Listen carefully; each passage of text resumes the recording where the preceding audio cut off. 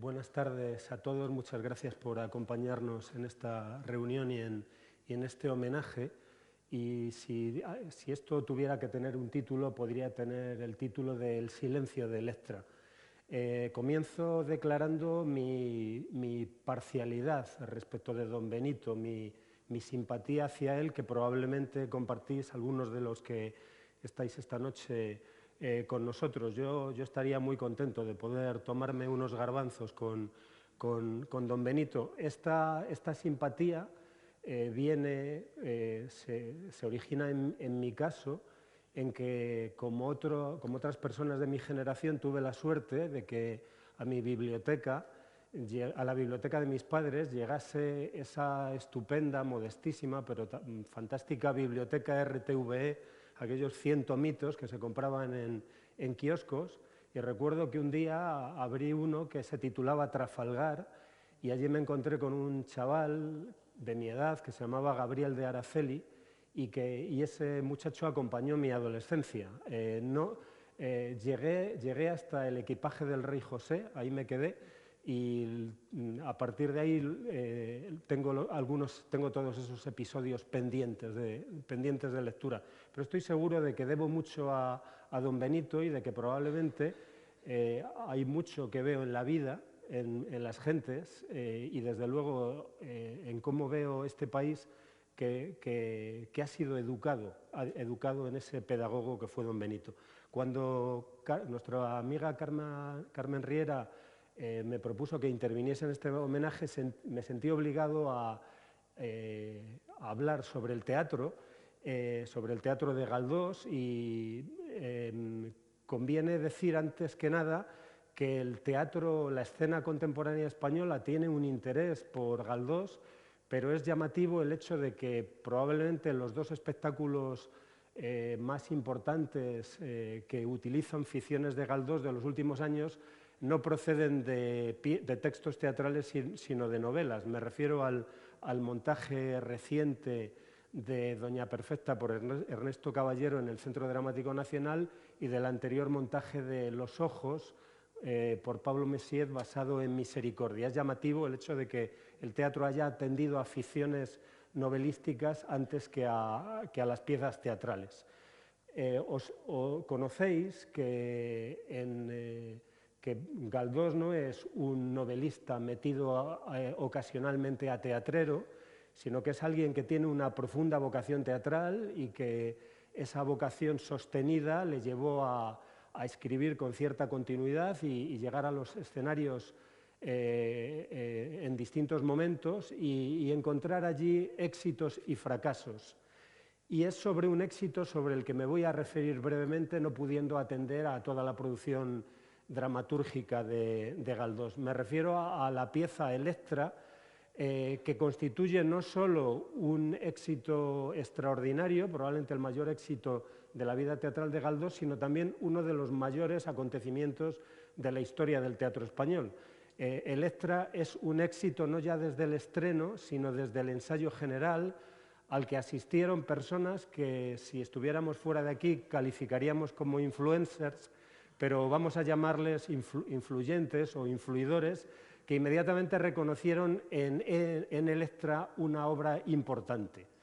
Y efectivamente se trata de una obra que se convirtió en una obra bandera, en una obra en la que una fracción de la sociedad se sintió representada, reconocida, sintió que estaba siendo expresada a través de esta pieza, así como inmediatamente surgieron frente a ella antagonistas que también la reconocieron como bandera enemiga.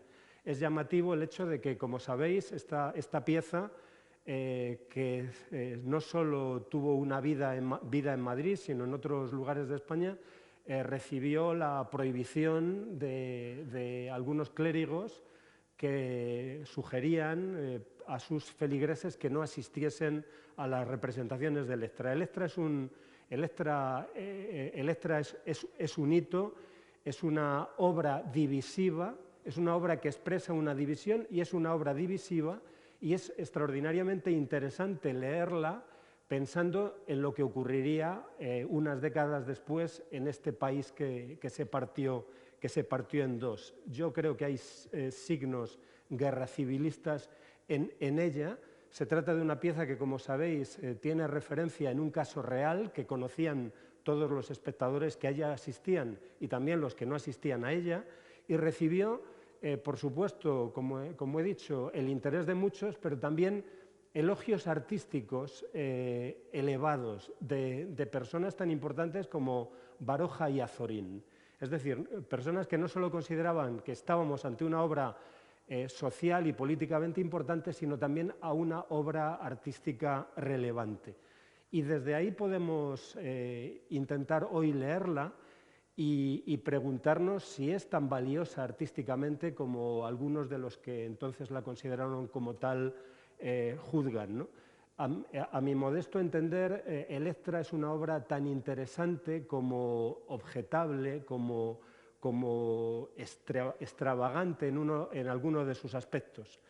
He leído, he tenido, para preparar este encuentro, he tenido en cuenta la edición de cátedra del señor Díaz Larios, que a todos recomiendo, porque en ella, para empezar, se coteja una y otra vez el texto con las distintas versiones que el propio Galdós desechó. Y ya esa comparación es extraordinariamente interesante porque vemos en Galdós una voluntad de teatro.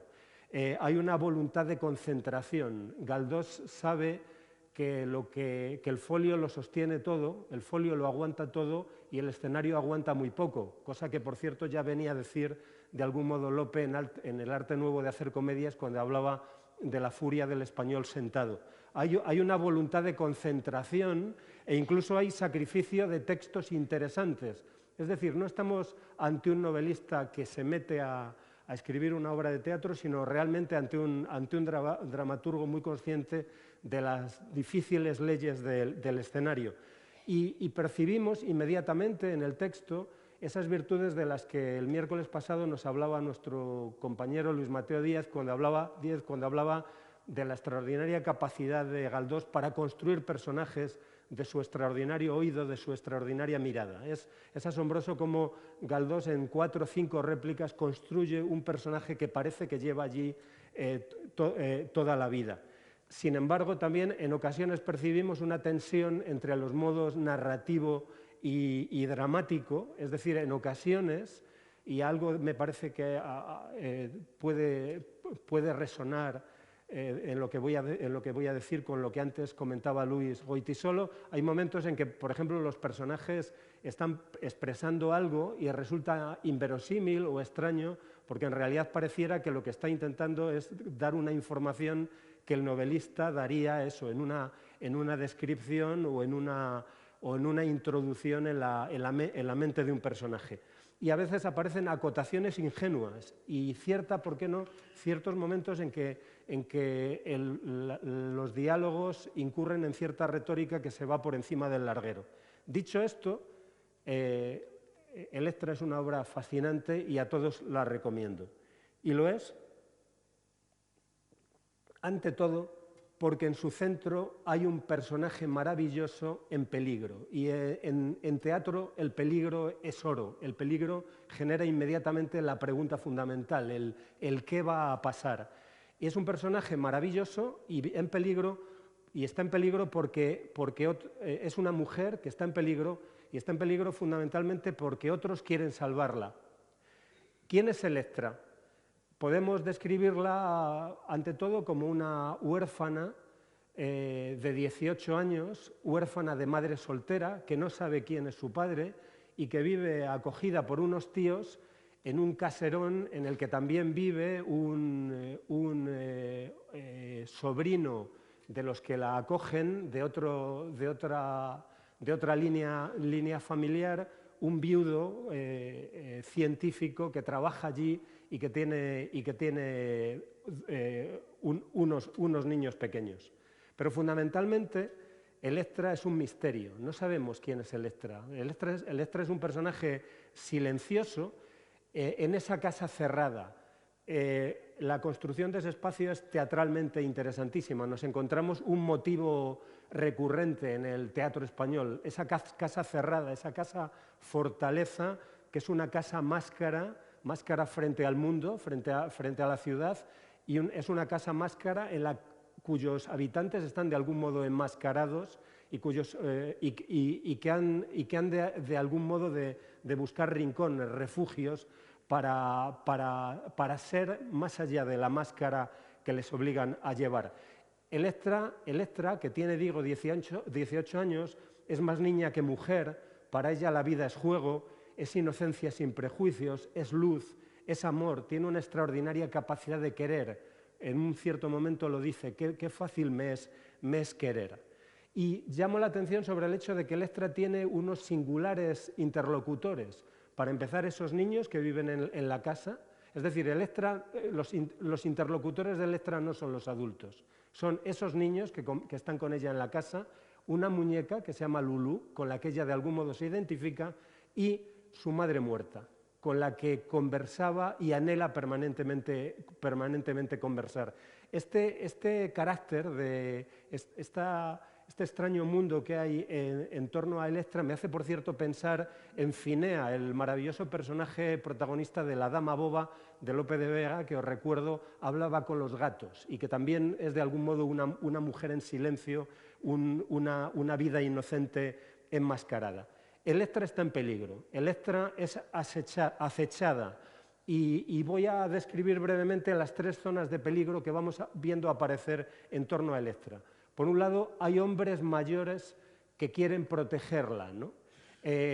Como ella dice en cierto momento, viejos o semiviejos, que se acercan a ella aparentemente con intenciones eróticas. Eso es lo que uno podría pensar conforme la acción se va desarrollando.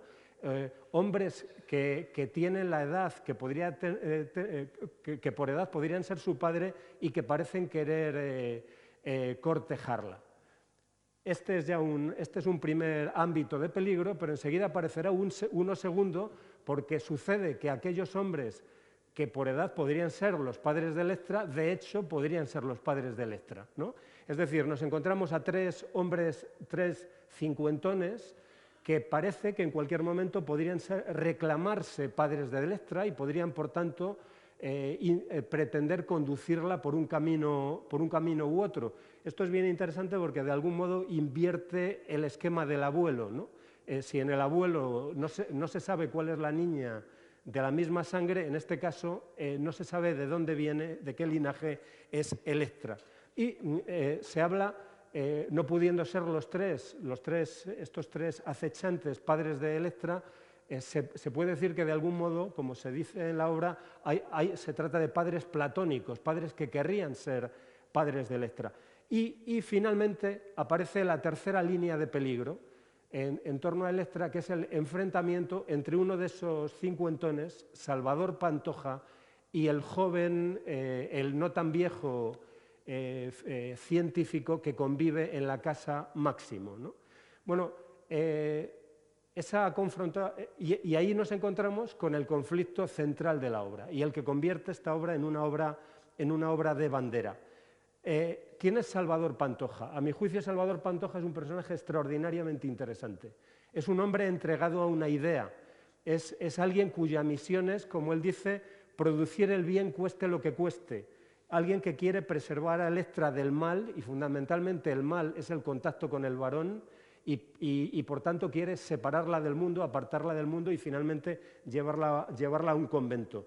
Se trata de un hombre que cree que tiene la razón, que tiene la verdad, y en este sentido me parece un personaje extraordinariamente contemporáneo a nosotros. Es decir, es alguien que cree que tiene la verdad y por tanto que tiene derecho a mentir para defender esa verdad de la que es custodio. He visto algunas fotos de representaciones de la época y el personaje de Pantoja siempre es representado por alguien feo, agresivo, un don cicuta, y si yo tuviera que poner en escena a Electra intentaría defender cuanto pudiese ese personaje porque resulta paradójicamente atractivo, shakespeariano, ¿no?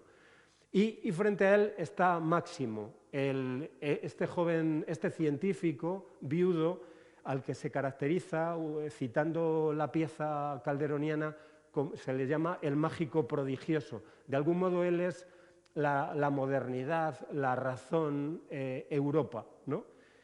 Entre estos dos personajes que aspiran de algún modo a conducir a Electra, se produce el conflicto central de la obra. De algún modo, lo que entra en conflicto aquí es no ya Pantoja y Máximo, sino la reacción frente al progreso, el mundo viejo y el mundo nuevo, y de algún modo nos encontramos de nuevo ese tipo de antagonismo que resulta extraordinario en una obra como Doña Perfecta, ¿no? Es decir, estamos en el conflicto entre un mundo viejo y un mundo nuevo, pero podemos preguntarnos, os pregunto a los lectores de Electra, ¿asistimos también al nacimiento de una mujer nueva? Bueno, a mí me parece que la obra es resistente a lo que podríamos llamar una lectura feminista, porque lo que nos encontramos, ante todo, es ante la disputa entre dos hombres que quieren moldear a la joven Electra. Y si por un lado hay uno, Pantoja, que quiere hacer de ella un ángel y para ello quiere llevarla al convento, hay otro, que es Máximo, que quiere hacer de ella compañera, su ayudante, la madre de sus hijos, su discípula. En este sentido es muy interesante comparar las declaraciones que sobre Electra hace Máximo con las de Thorvald, el antagonista de Nora en La casa de muñecas de Ibsen, ¿no? Os recuerdo que Thorvald una y otra vez se refiere a ella como su educanda, su discípula. De un modo muy semejante habla Máximo de Electra. Por fin, pero recordemos que Casa de muñecas acaba en un portazo, ¿no? Y aquí no hay tal cosa. La escena fundamental de la obra, donde culmina este enfrentamiento, es una escena magnífica en la que además Galdós acierta a encontrar un espacio extraordinario, inmediatamente expresivo, que es el laboratorio de Máximo. En ese laboratorio está también Electra, e igual que de algún modo se produce la metamorfosis, la transformación de los elementos que maneja en su laboratorio Máximo, se produce la transformación de Electra, que pasa de niña a mujer, ayudante, compañera de Máximo. En el laboratorio irrumpe para impedir, para abortar esa relación Pantoja, y se produce el enfrentamiento entre Máximo, que defiende la libertad de Electra, y Pantoja, que a la inclinación de Electra hacia Máximo contrapone su deber de salvarla. Bueno, la obra podría haber acabado ahí, es decir, podría haber acabado en el laboratorio y podríamos haber visto cómo Electra finalmente se inclina hacia Máximo, hacia la razón, hacia la modernidad, hacia Europa, dando la espalda al convento, a la religión, a la superstición, ¿no? Eso es, por ejemplo, lo que cree Azorín que hay en la obra. Es decir, Azorín dice que la obra es un debate, un enfrentamiento entre el mundo del trabajo y el mundo del convento, y que Electra opta por el primero frente al segundo. Pero creo que Azorín no ve lo que finalmente se da en la pieza, que me parece, de algún modo, puede arrinconar ese argumento. Porque la obra no se resuelve en el laboratorio, sino que a ella suceden dos golpes de efecto, y ya estoy acabando, dos golpes de efecto que me parece que sitúan la obra en otro ámbito. Y ahí es donde aparece, a mi juicio, lo más objetable de la composición galdosiana.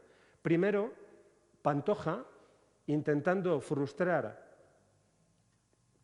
la relación entre Electra y Máximo, hace una revelación que es una bomba. Le sugiere a Electra: no puedes casarte con Máximo porque sois hermanos, porque en realidad la madre de Máximo era una madre adoptiva y por tanto sois hermanos, ¿no?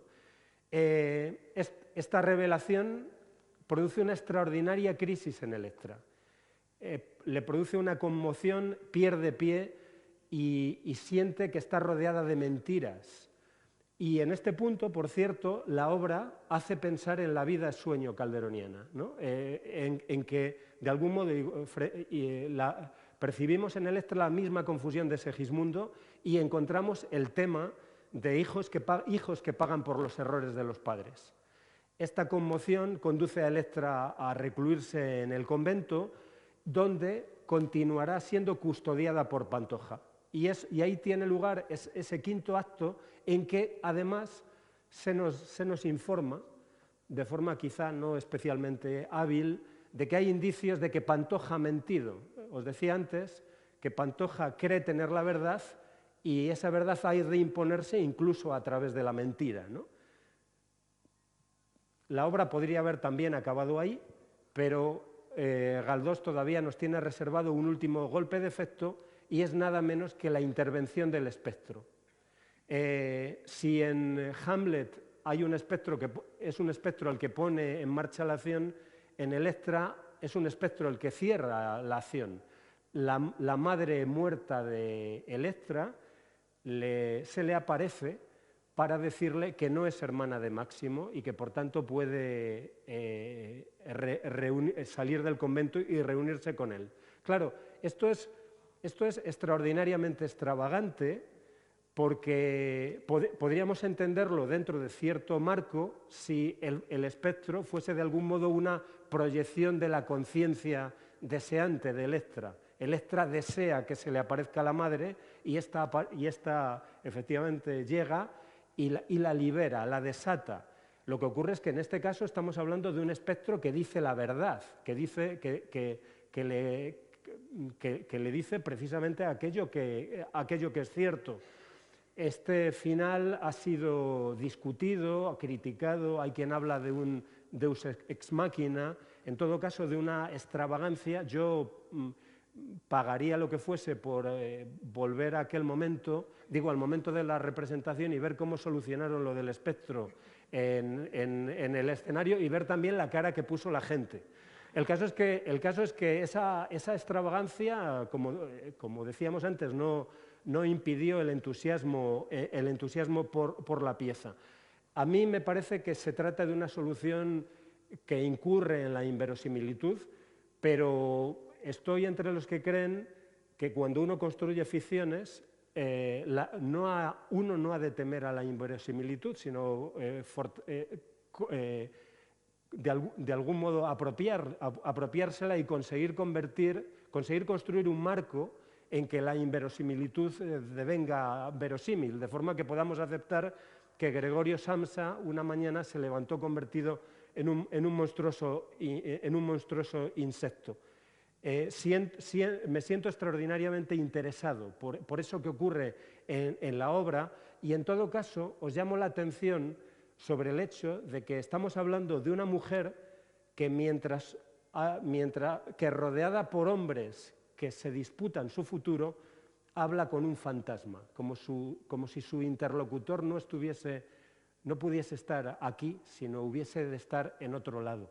Creo que, en todo caso, Electra es una obra fascinante y os recomiendo vivamente a que hagáis una lectura en que probablemente encontraréis muchos aspectos que yo no he sabido descubrir. Muchas gracias.